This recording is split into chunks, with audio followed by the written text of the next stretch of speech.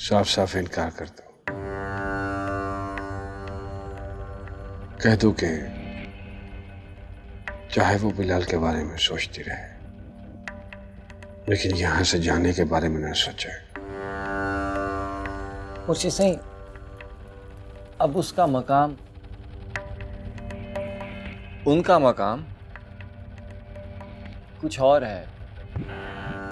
अब मेरे लिए उन पे सख्ती करना थोड़ा मुश्किल है। क्यों? मुर्शिद सही, पहले मेरा उनसे एक और ताल्लुक था। तब मैं उनकी हर बात, हर उल्टी सीधी बात माना करता था। फिर मेरा उनसे एक अलग ताल्लुक हो गया। फिर मैं उनकी हर ख्वाहिश, हर फरमाइश रद्द करने लगा। मुझे सही, अब अचानक से एक अलग ताल्लुक बन गया है। अब उनके हुक्म को मानना मुझ पे वाजिब है। हमारे हुक्म के सामने किसी के हुक्म की कोई हैसियत है? बिल्कुल नहीं मुर्शिद साहब। हमारे हुक्म के सामने किसी की भी कोई हैसियत नहीं है। जिस मसनत में हम बैठे हैं उसके सामने सबका कद छोटा है। किसी की कोई हैसियत नहीं है। जो हुक्म मुर्शिद साहब, जो हुक्म।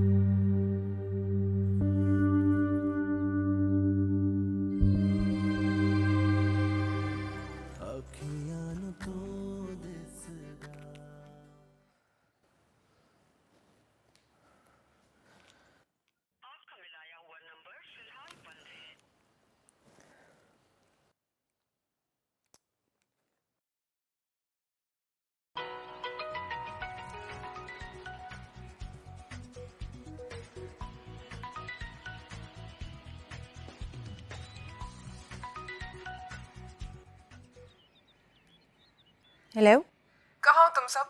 कब से कॉल कर रही हूँ, कोई फोन क्यों नहीं उठा रहा? हम तो मसरूफ हैं लोगों को खाना खिलाने में। तेरे दर्जात की बुलंदी के लिए न्याज़ें बढ़ रही हैं।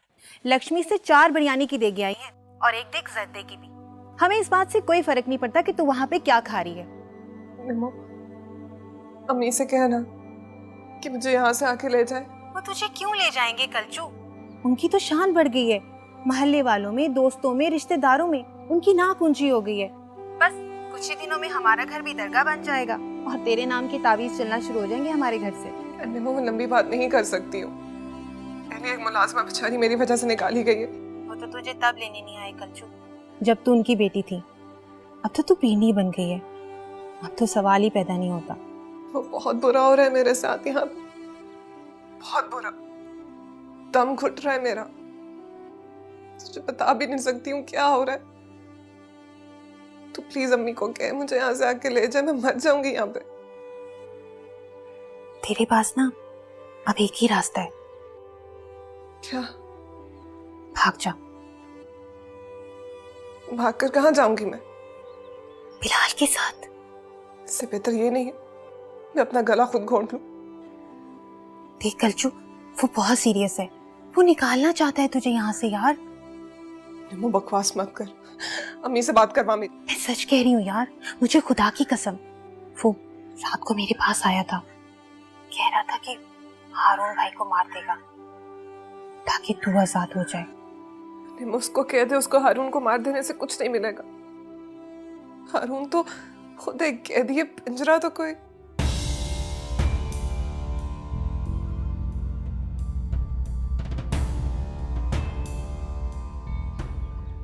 कलचू, हेलो।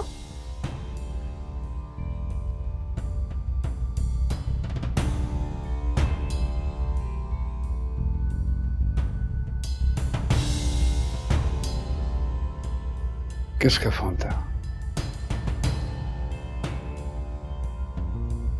निम्मो का फोन था, घर से।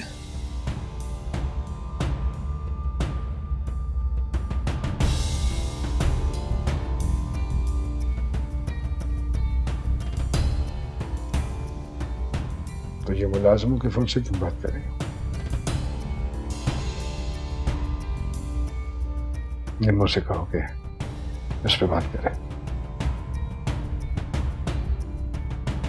नहीं मुर्शिद साईं, बात हो गई है।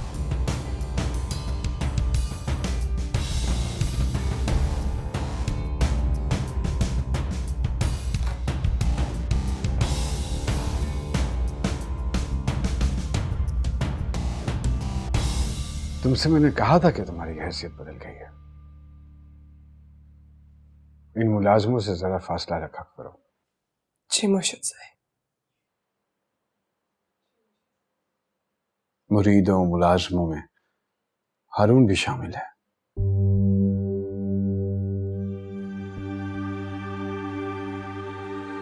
उसे मैंने एक खिदमतगार के तौर पर तुम्हारे साथ किया है।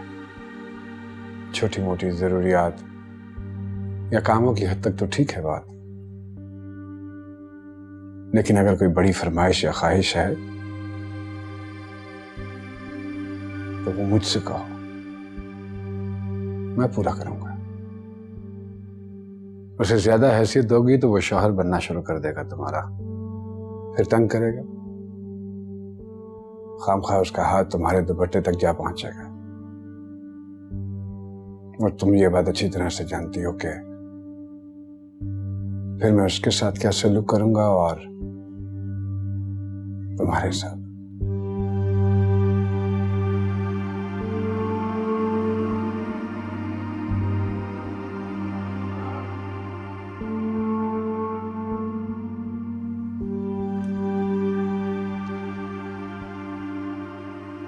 तुमने उससे फरमाइश की है कि तुम यहां से जाना चाहती हो, क्यों? क्योंकि मैं एक आम सी लड़की हूं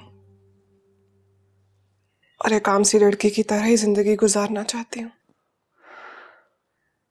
जिन दर्जात पर आप मुझे बैठाना चाहते हो मैं उनके काबिल नहीं।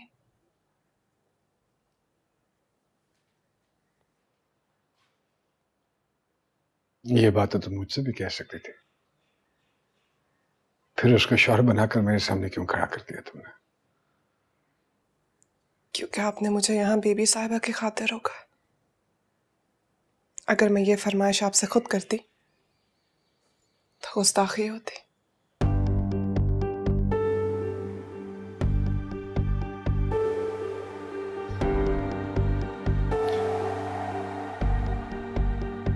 तुम यहां से जाना चाहते हो क्योंकि तुम समझती हो कि तुम एक आम सी लड़की हो। जी।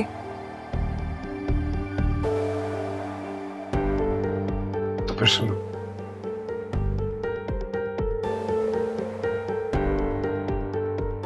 मैं भी एक आम से आदमी की तरह जिंदगी गुजारना चाहता हूं।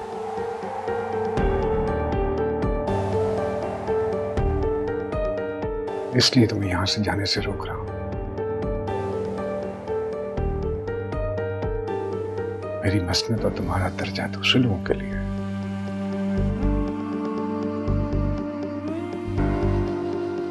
हम इन पर्दों के बीच आम से लोगों की तरह रह सकते हैं।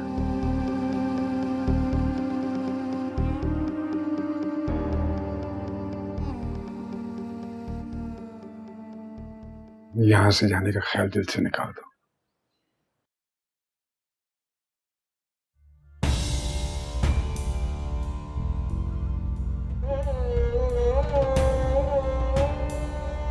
पहले मैं तुम्हें बीबी साहिबा के बहाने रोक रहा था,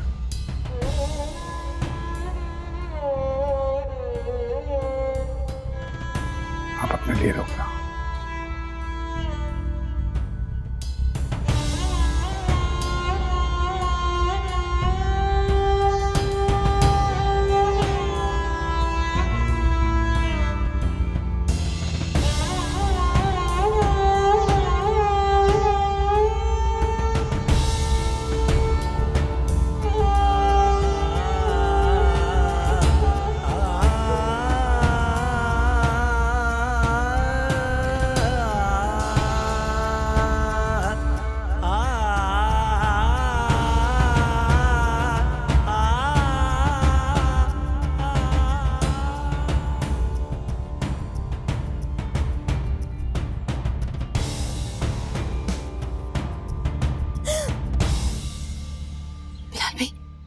यहाँ दिन दिहाड़ी क्या कर रहे हैं? मुझे मेरे घर से निकलवाएंगे क्या? बात हुई इससे? हाँ, थोड़ी देर पहले हुई थी। क्या बात हुई? बिलाल भाई, मैं आपको एक मशवरा दूं, आप अपनी जिंदगी खराब मत करें, भूल जाएं उसे और अपनी जिंदगी शुरू करें। निमो, मैं उसके बगैर एक कदम तक चलने का तसव्वुर नहीं कर सकता। ऐसा नहीं हो सकता बिलाल भाई, उसमें इतना दम नहीं है। अगर उसमें इतना दम होता ना तो अपने निकाह के दिन आवाज तब उठाती वो वो। अकेली थी, तो मैं हूं उसके साथ। अब तो वो मर गई है बिलाल भाई, मज़ार बन गया उसका। खाड़ के रख दूंगा मैं वो कब्र, और अगर जरूरत पड़ी ना खुद दफन हो जाऊंगा उस कब्र के अंदर जाकर। हारून भाई को मारने से कुछ नहीं होगा बिलाल भाई, तब भी वो आजाद नहीं होगी। अब तो उसका मिजार बन गया है और उसके मिजार पे एक झंडा लग गया है, पीरनी का। तुम बस एक दफा मेरी बात करवा दो, मैं कुछ नहीं मांग रहा हूं तुमसे। मैं कैसे आपकी बात करवा सकती हूँ बिलाल भाई, मैं तो खुद तरसती हूँ उससे बात करने के लिए। वो तो इतने पिंजरों में कैद हो गई है कि खुद अपनी आवाज नहीं सुन सकती वो। नहीं, कलचू तेरे लिए मरी होगी, मेरे लिए नहीं। और अगर बात हो ना उससे तो जाकर मेरा मैसेज दे देना कि जिंदा हूं मैं उसके लिए, और उसको बोलना वो भी मेरे लिए जिंदा रहे। हम मिलेंगे तो जरूर, ये तू भी देखना।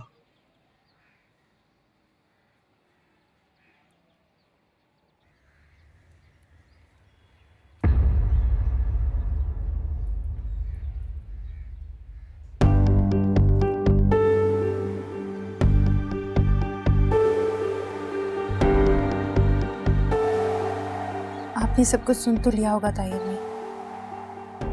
हाँ, सब सुन लिया है, मगर आइंदा सुनना नहीं चाहती। मैंने तुझे रात को भी समझाया था कि मेरी बेटी से दूर रह। अब वो जिस मकाम पर पहुंच गई है, तुम्हारे बचपने उसका मकाम घटा देंगे। रात तेरे बाप ने तुझे मारा, मैंने रोका, है ना? आइंदा खुद हाथ उठाऊंगी।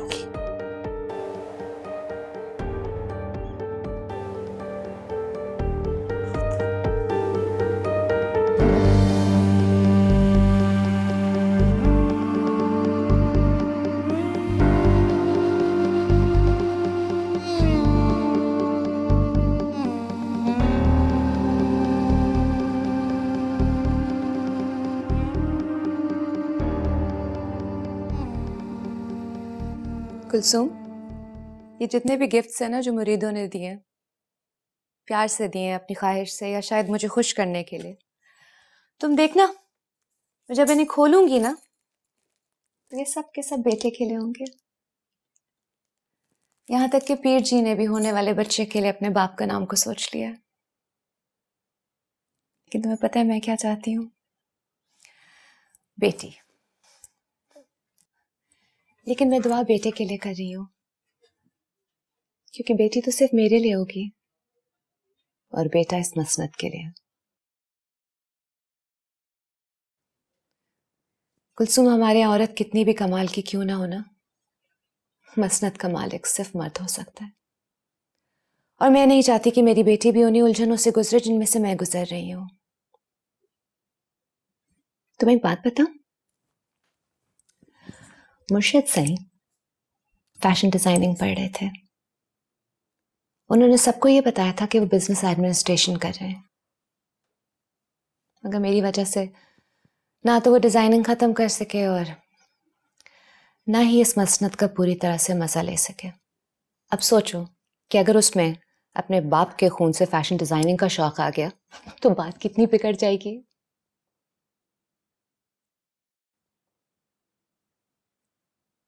कुलसुम, जब से तुम आई हो ना तो बेटी की शिद्दत कम हो गई है मुझमें। बीबी साहब,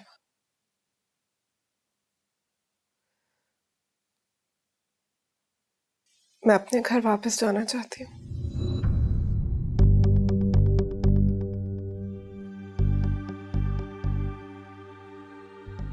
ये क्या लाई हो? न्याज, इससे पहले भी आई थी मेरे पास, शायद गलती से ले आई थी। नहीं नहीं, वो भी मैंने ही भिजवाई थी, लेकिन ये मैं खास तौर पे तुम्हारे लिए लाई हूँ। ताकि मैं तुम्हें अपने हाथों से खिला सकूं।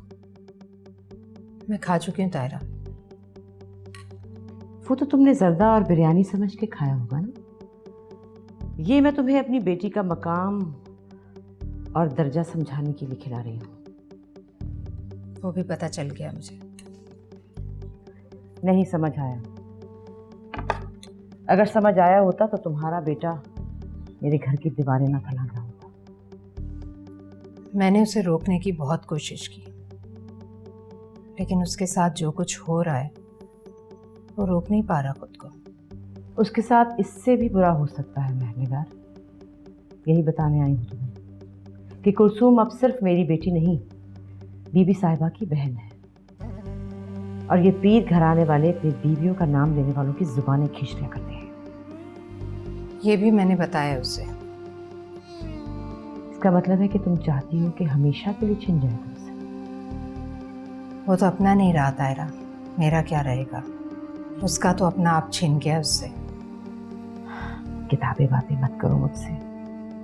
मैं तुम्हें सिर्फ इतना बताने आई हूँ कि उसे रोक लो, समझा दो।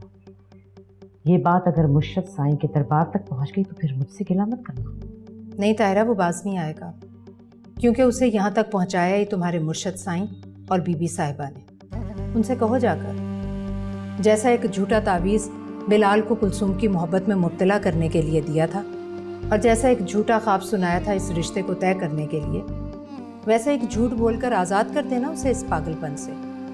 तुम हमारे मुर्शिदों को झूठा कह रही हो। हाँ, नहीं तायरा, मैं उन्हें झूठा नहीं कह रही, उन्होंने ऐसा किया है। जाओ जाकर पूछो अपनी बीबी साहिबा से, जिसकी फरमाइश पर तुम्हारे मुर्शद साईं ने इतना बड़ा झूठ बोला।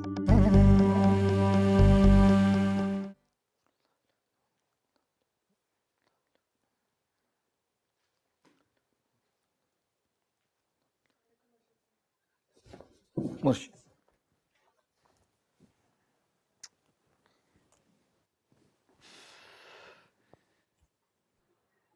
जा, दरवाजा बंद कर जाना। जी मुर्शिद।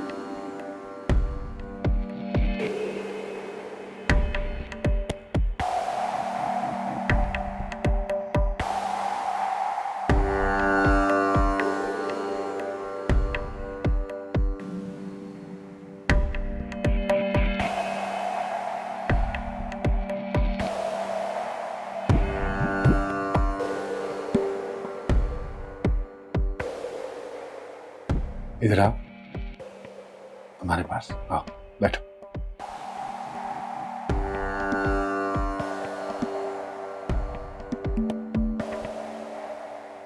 हाँ, इधर हमारे पास।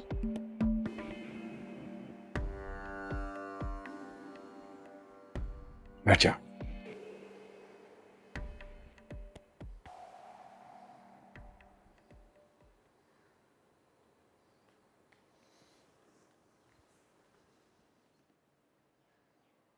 ये देखो, ये है वो लड़की।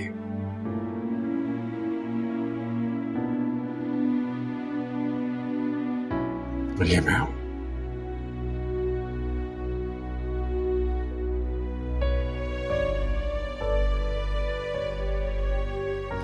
जानती हो, ये यू घंटों मेरे कांधे पे सर रख के मुझसे बातें किया करती थी। घंटों।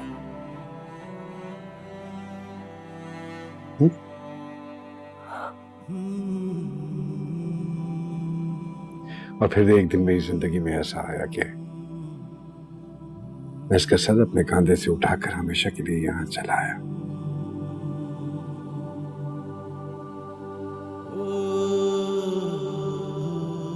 मुझे ये सर एक बार फिर अपने कांधे पे चाहिए।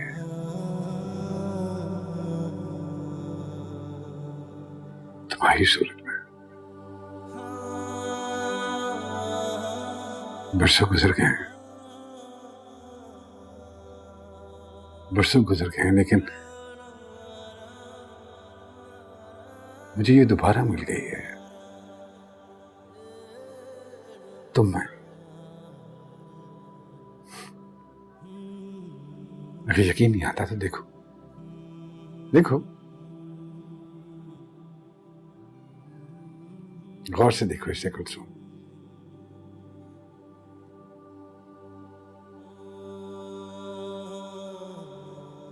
वही आंखें, वही चेहरा, वही आवाज,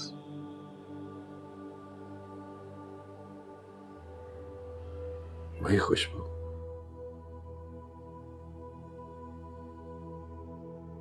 बिल्कुल तुम जैसी है ये।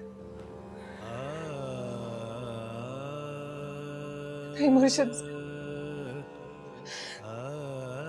मेरी जगह यहाँ है, आपके कदमों में यही मेरी हैसियत है। चलो ठीक है, हम भी इधर आ जाते हैं नीचे तुम्हारे कदमों में, जो तुम्हारी हैसियत है उसमें। को खुदा का वास्ता है मुर्शिद साहब, उसको खुद से दूर रख के। मैं जल जाऊंगी अगर मैं इस दायरे में दाखिल हुई, मर जाऊंगी, मेरी सांस रुक जाएगी, मैं तकलीफ से चिल्ला उठूंगी। तो चिल्लाओ, चीखो, सब कुछ जमा कर लो, फिर क्या होगा?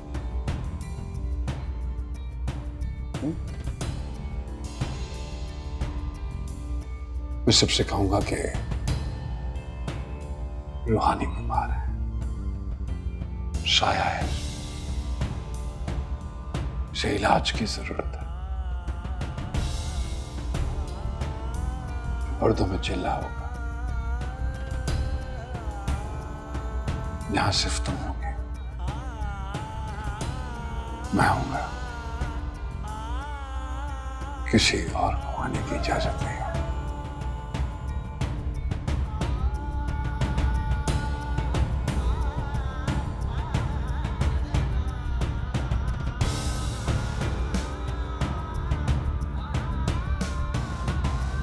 क्यों नहीं समझ पा रही हो तुम?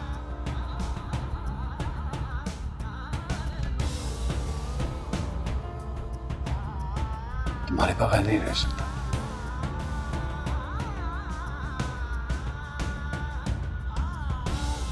तुम मुझे छोड़ के नहीं जा सकते।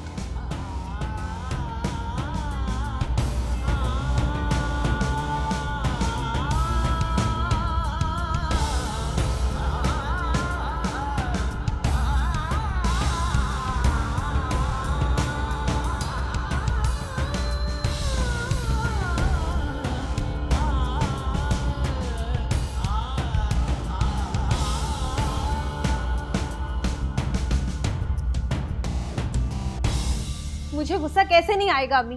वहां कलचू का दाम घुट रहा है और यहाँ सब अपनी गर्दनें ऊंची करने में लगे हुए हैं। क्या मौत पड़ रही है उसे? तेरे साथ अटकेलियां करने के लिए मर रही है या बिलाल के साथ आंख में टक्का करने के लिए उसकी जान निकल रही है? अम्मी जान वो वहां कैद में है, उसका उठना बैठना बोलना सब कुछ बंद कर रखा है, खुलकर रो भी नहीं सकती वो। बीबियां ऐसी ही होती हैं। तुमने सुना नहीं बड़ी बीबी साहिबा के बारे में? जब से पैदा हुई हैं एक दफा भी घर से बाहर नहीं निकली हैं। ऐसे ही तो नहीं ना मिल जाते फिर शान और रुतबे मुफ्त में। भाड़ में गई ऐसी शान और ऐसा रुतबा। गुस्ताखी मत कर।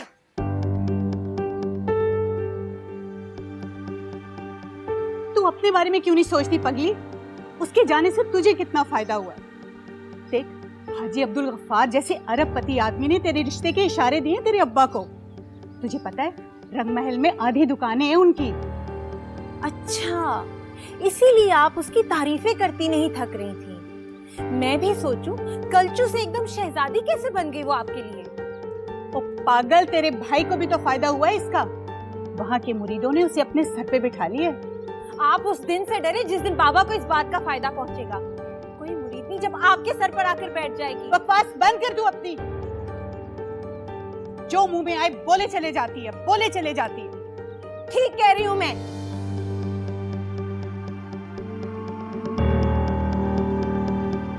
लेकिन जो मैं पूछूंगी वो तमीज से बताएगी।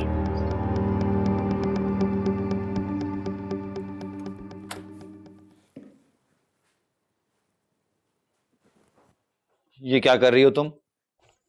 अपने घर जा रही हूँ। तुम ऐसे नहीं जा सकती। मैं ऐसे ही जाऊंगी। तुम्हारा दिमाग खराब हो गया है। जब तक मुर्शिद साहब की इजाजत नहीं मिलेगी तुम यहाँ से नहीं जा सकती। मुझे कभी इजाजत नहीं देंगे यहाँ से जाने की।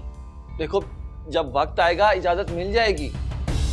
वो कभी नहीं आएगा, साफ साफ कह दिया उन्होंने मुझसे। हाँ तो ठीक है, इसकी कोई वजह होगी, कोई मसलियत होगी इसके पीछे। क्या वजह, क्या मसलियत? हाँ अब जाएं, जाके पूछा उनसे। मैं तौबा तौबा तौबा, मेरी भला क्या औकात कि मैं मुर्शिद सही से कुछ पूछूं। और तुम्हारी नस्ल से भी आज तक किसी ने मुर्शिद से उनके हुक्म की वजह नहीं पूछी। लेकिन आप तो पूछ सकते हैं ना। बीवी हूं मैं आपकी, शौहर है आप मेरे, निकाह हुआ है हमारा। अब जाके उनसे पूछे उन्होंने क्यों रखा है मुझे यहाँ पे। मैंने तो सवाल पूछने की जिसारत तब नहीं की जब वो निकाह करवा रहे थे। अब भला कैसे पूछ सकता हूँ? तो फिर इसका मतलब है कि आपका और मेरा निकाह शरीयत का नहीं है, मुर्शिद साईं का हुक्म है। क्या बकवास कर रही हो? बकवास नहीं कर रही हूँ मैं। समझने की कोशिश करें आप प्लीज। उनसे पूछे उन्होंने मुझे यहाँ पे क्यों रखा है, किस लिए, उनकी समझ में कुछ क्यों नहीं आता है।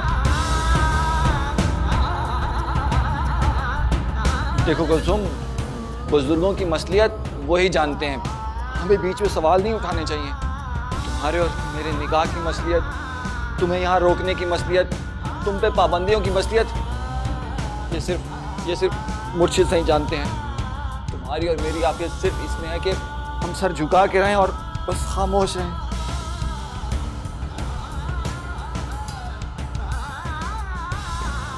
फिर आप खामोश रहें और अपना सर झुका के रखें, लेकिन मैं यहाँ से जा रही हूँ। तुम यहाँ से नहीं जाओगी। मैं यहाँ से जाऊंगी। मैं कह रहा हूँ तुम यहाँ से नहीं जाओगी। मैं जाऊंगी। तुम यहाँ से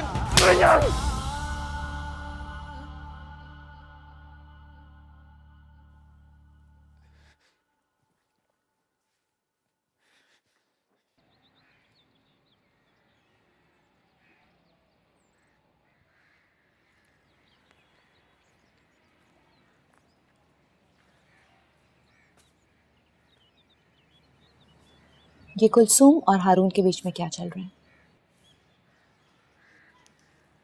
क्या चल रहा है? मुझे लगता है वो उसके साथ बुरा कर रहा है। ये कैसे सोच लिया आपने कि वो उसके साथ बुरा करेगा? तो कुलसूम अचानक घर जाते जाते रुक कैसे गई? मुझे खादमा ने बताया है कि हारून ने बाकायदा आंखें निकाल के गुस्से के अंदाज में उससे कहा कि कोई ज़रूरत नहीं है साजो सामान बांधने की, हम कहीं नहीं जा रहे। हो सकता है बीबी ऐसा कहा हो उसने। जब मैंने इजाजत दी है तो वो कौन होता है रोकने वाला? मुझे बहुत अफसोस है बीबी कि आपको कुलसूम नजर आती है, लेकिन वो यतीम, वो बेचारा नजर नहीं आता। उसके साथ कुछ बुरा नहीं होगा। कुलसूम ने मेरे सामने कसम खाई है कि ना वो बिलाल से मिलेगी ना उससे बात करेगी। बीबी मसला बिलाल का नहीं है। आप नहीं जानती कि कितना बुरा सलूक होगा उसके साथ, कैसी धुतकार फटकार उसकी जिंदगी की पर गुजरेगी, आप सोच भी नहीं सकती हैं। अरे पहले भी वो वहाँ गुलामी की जिंदगी गुजार रहा था, सारे काम रुक गए उनके। खुद गनी और मजीद ने हाथ जोड़ के मेरे आगे कहा है बीबी जी खुदा के वास्ते उसे वापस भेज दें। हारून वापस नहीं जाना चाहता क्योंकि उसको डर है कि कुलसूम और उसकी वो जो कजन है वो दोनों उसको जहर न पिला दें। अच्छा माना कि वो गुस्से की तेज है, लेकिन इतनी जालिम भी नहीं है। जालिम है या नहीं है, लेकिन आप ये जुल्म मत कीजिए उसके ऊपर, उसको उसी की गुलामी में रहने दीजिए, बाकी सब चीजों से आजाद कर दीजिए उसे। हबीबुल्ला, हम ऐसा क्यों नहीं करते हैं कि उसको कुलसूम की भी गुलामी से आजाद कर दें? हाँ, कुलसूम को उसके घर भेज देते और उसे यहाँ बुला लेते। वैसे भी दोनों के बीच में मियाँ बीवी वाला रिश्ता तो है नहीं, तो उन्हें इकट्ठे रहने की क्या जरूरत है?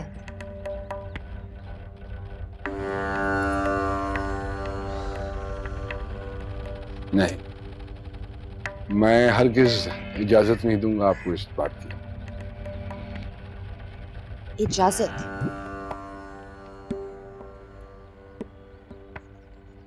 जी, इजाजत। बहुत अजीब लग रहा है तुम्हारे मुंह से ये लफ्ज इजाजत। जिंदगी में पहली मर्तबा इस्तेमाल किया। मगर अब जरूरी हो गया, चंद जगहों पे आपका रोक लेना जरूरी हो गया है, जहां आप खुद को रोक नहीं पाते।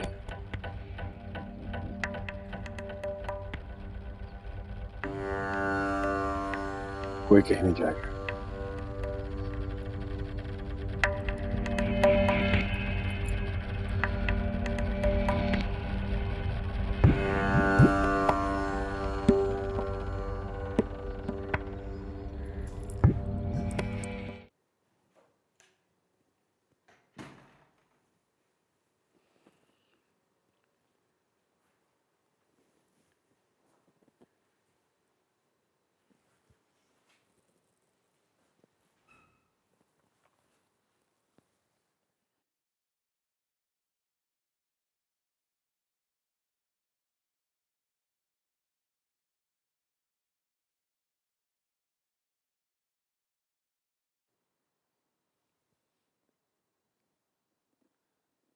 देखो कुलसुम, ये जो कुछ हो रहा है ना, तुम्हारे दर्जात की बुलंदी के लिए हो रहा है। लेकिन तुम्हारी समझ में नहीं आ रहा कि तुम्हारे लिए क्या बेहतर है और क्या बुरा। तुम इस वक्त बिल्कुल वैसी हरकत कर रही हो जैसी बचपन में स्कूल से भागकर घर आ जाती थी। फिर मैं और मुमानी जान तुम्हें खींच तान के वापस स्कूल ले जाते थे।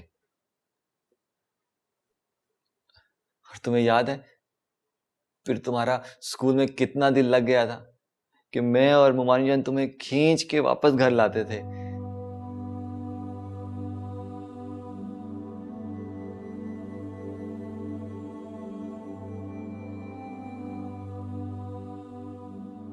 अब देखो ना, सब कुछ अचानक से कैसे बदल गया। कहाँ वो बिलाल की खबासत वाली जिंदगी और कहाँ बीबी साहिबा के बराबरी का दर्जा।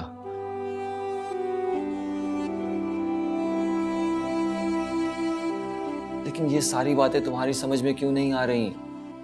तुम इस बुलंदी से उतरकर उस निम्मो के साथ जाके बैठना चाहती हो, निम्मो के साथ जिसकी हैसियत एक अदना मुरीदनी की भी नहीं है।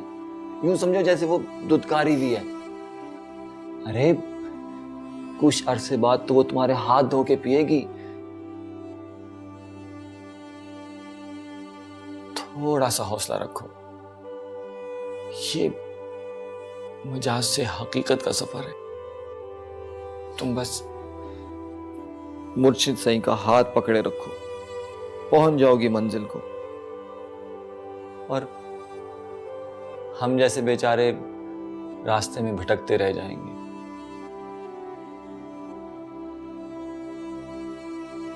दो घूंट पी लो।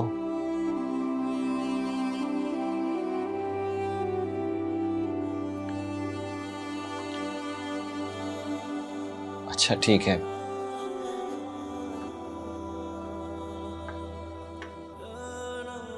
जब गुस्सा थोड़ा कम हो जाए तब पी लेना।